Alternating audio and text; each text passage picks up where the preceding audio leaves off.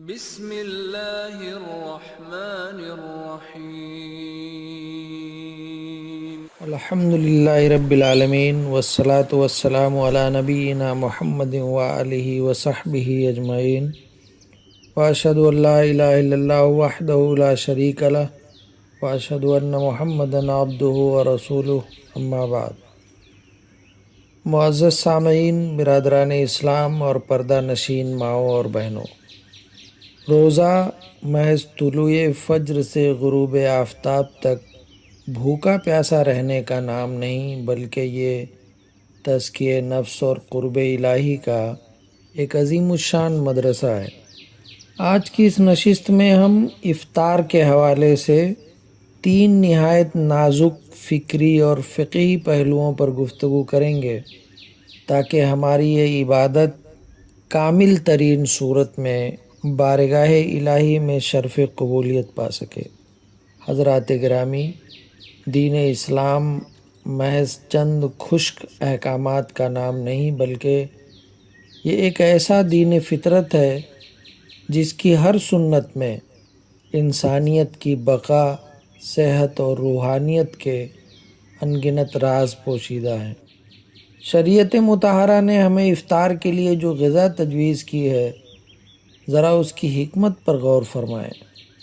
سیدنا سلمان بن عامر ضبی رضی اللہ عنہ سے روایت ہے کہ نبی کریم صلی اللہ علیہ وسلم کا ارشاد گرامی ہے: اذا افطر احدکم فلیفطر علی تمر فإنہ برکہ فإن لم یجد تمرا فلیفطر علی الماء فإنہ طہور۔ جب تم میں سے کوئی افطار کرے تو اسے چاہیے کہ وہ کھجور سے افطار کرے، کیونکہ یہ باعث برکت ہے، اور اگر کھجور میسر نہ ہو تو پانی سے افطار کرے، کیونکہ وہ پاک کرنے والا ہے۔ یہ فرمان نبوی صلی اللہ علیہ وسلم 14 صدیاں پیشتر اس وقت صادر ہوا جب میڈیکل سائنس کا وجود تک نہ تھا۔ آج کے دور میں ماہرین طب جب روزے دار کے بدن پر کھجور کے اثرات پر تحقیق کرتے ہیں تو وہ پکار اٹھتے ہیں کہ بلا شبہ انسانی آتیں کھجور میں موجود حل پذیر شکر کو 5 منٹ سے بھی کم وقت میں جذب کر لیتی ہے، جس کے نتیجے میں جسم فوری طور پر سیراب ہو جاتا ہے اور بدن میں شوگر اور پانی کی کمی کی تمام علامات فوراً زائل ہو جاتی ہیں، کیونکہ روزے کے دوران خون میں شوگر کی سطح گر جاتی ہے، جو شدید بھوک کے احساس اور بعض اوقات اعصابی تناؤ کا سبب بنتی ہے۔ لیکن جو ہی روزے دار کھجور کے ذریعے یہ میٹھی غذائیت حاصل کرتا ہے، یہ تناؤ اور تھکاوٹ آنن فانن دور ہو جاتی ہے۔ سبحان اللہ!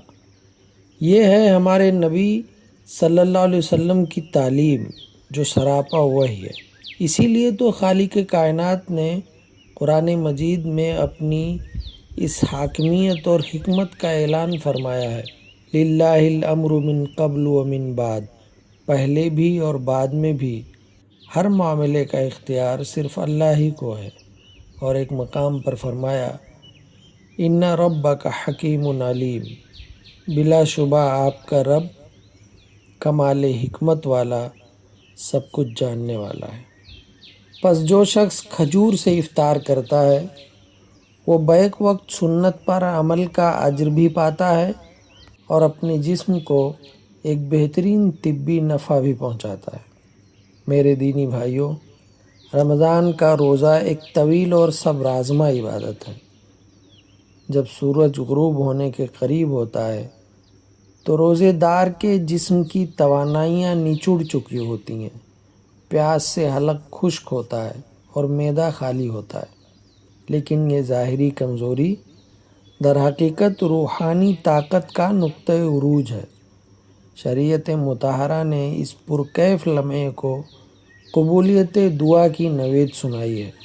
سیدنا ابو ہریرہ رضی اللہ عنہ سے روایت ہے کہ رسول اللہ صلی اللہ علیہ وسلم نے فرمایا: ثلاثۃ لا ترد دعوتهم الصائم حتى يفطر والامام العادل و دعوت المظلوم۔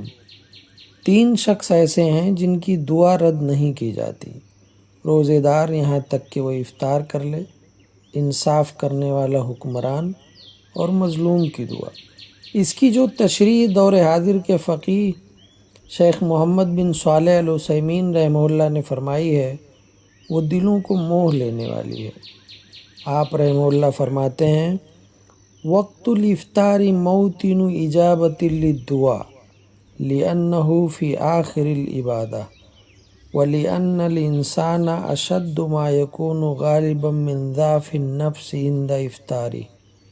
افطار کا وقت دعا کی قبولیت کا خاص مقام ہے۔ اس کی 2 وجوہات ہیں۔ ایک تو یہ کہ یہ ایک عظیم عبادت کا آخری اور اختتامی مرحلہ ہے، اور دوسرا یہ کہ انسان اپنے افطار کے وقت نفسانی کمزوری اور عاجزی کی اس کیفیت میں ہوتا ہے جو دیگر اوقات میں کم ہی پائی جاتی ہے۔ ذرا غور کیجئے، جب انسان کا نفس ٹوٹ چکا ہو، اس میں انکساری اور عاجزی اپنے عروج پر ہو، اور وہ ایک عظیم عبادت کو مکمل کر کے اپنے رب عز و جل کی طرف ہاتھ پھیلائے، تو وہ ذات رحیم بھلا ان اٹھے ہوئے ہاتھوں کو کیسے خالی لوٹا سکتی ہے؟ پس اس قیمتی وقت کو بازاروں، فضول باتوں اور دسترخوان کی آرائش میں ضائع کرنے کے بجائے اپنے رب کے حضور آنسو بہانے اور مانگنے میں صرف کریں۔ حضرات گرامی، شیطان بسا اوقات انسان کو نیکی کے راستے سے ہی فریب دے جاتا ہے۔ ہمارے ہاں بعض روزے داروں میں ایک انتہائی عجیب رویہ پایا جاتا ہے۔ ہوتا کچھ یوں ہے کہ جو ہی مغرب کا وقت ہوتا ہے اور مؤذن اذان شروع کرتا ہے، دسترخوان پر بیٹھا روزے دار اذان سنتے ہوئے اپنے ہاتھ کھانے پینے سے روکے رکھتا ہے اور اذان کے دوران مسلسل دعائیں مانگتا رہتا ہے۔ وہ افطار اس وقت کرتا ہے جب اذان آدھی گزر چکی ہو یا بالکل ختم ہو رہی ہو۔ جب ایسے شخص سے پوچھا جائے کہ بھائی، اذان شروع ہوتے ہی تم نے اپنا روزہ کیوں نہیں کھولا، تو وہ نہایت عقیدت سے جواب دیتا ہے یا یہ حیلہ پیش کرتا ہے کہ یہ وقت تو دعا کی قبولیت کا ہے، مؤذن اذان دے رہا ہے، میں دعا کر رہا ہوں، لہٰذا میں نے سوچا کہ دعا مکمل کر کے ہی اطمینان سے افطار کروں گا۔ یاد رکھیے، یہ ایک فاش فقہی غلطی ہے اور سنت نبی صلی اللہ علیہ وسلم کی صریح مخالفت ہے۔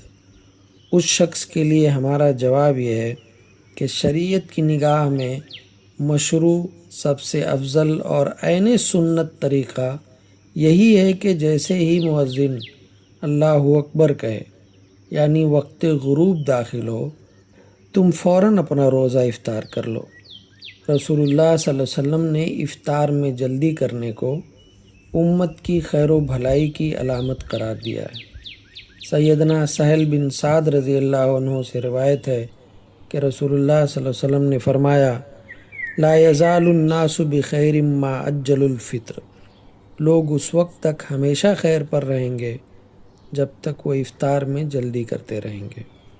اذان کے ساتھ ہی افطار کر لینے میں وہ عظیم الشان فضائل پوشیدہ ہیں جو تاخیر کرنے والے کو کبھی نصیب نہیں ہو سکتے۔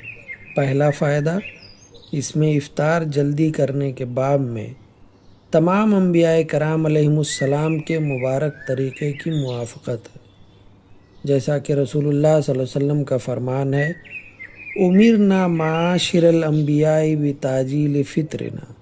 ہم گروہ انبیاء کو یہ حکم دیا گیا ہے کہ ہم اپنی افطار میں جلدی کریں۔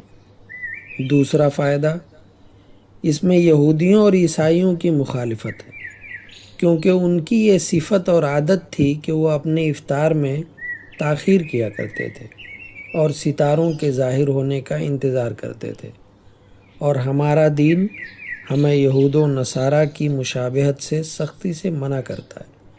سیدنا ابو ہریرہ رضی اللہ عنہ بیان کرتے ہیں کہ رسول اللہ صلی اللہ علیہ وسلم نے فرمایا، لا یزال الدین ظاہرا ما عجل الناس الفطر۔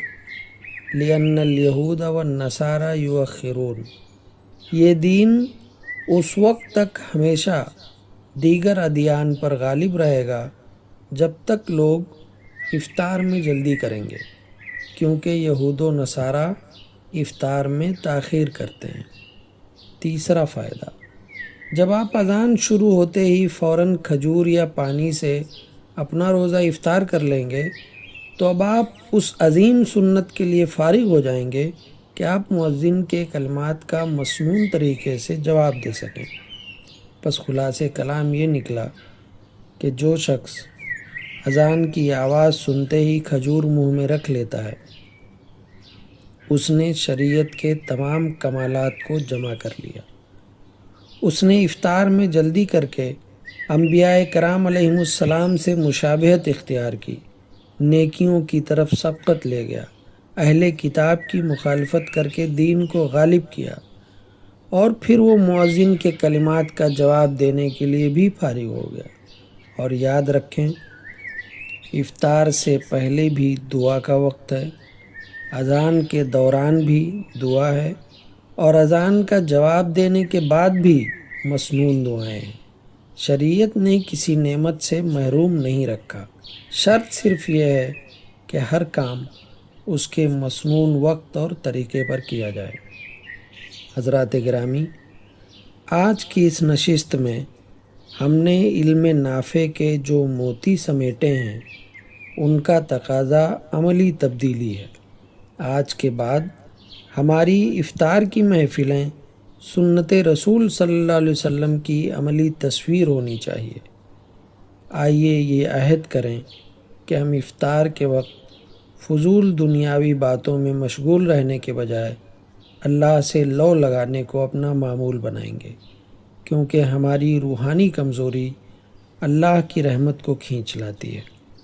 ہم افطار کے لیے مؤذن کی اذان کے ختم ہونے کا انتظار نہیں کریں گے، بلکہ وقت ہوتے ہی فوراً کھجور سے افطار کریں گے تاکہ سنت کی پیروی ہو، جسم کو طبی نفع ملے، اور ہم اذان کا جواب دینے کی سعادت بھی حاصل کر سکیں۔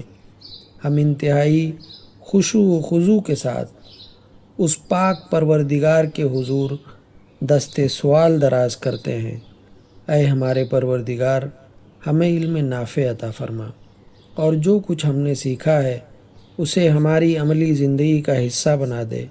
اے اللہ، ہمیں ان لوگوں میں شامل فرما جو سنت رسول صلی اللہ علیہ وسلم کو سینے سے لگاتے ہیں اور ہر قسم کی بدعات اور نفسانی آرا سے دور رہتے ہیں۔ اے اللہ، ہمارے ان روزوں کو شرف قبولیت عطا فرما، ہمارے دلوں میں انکساری، تقوی اور اپنی خشیت پیدا فرما دے۔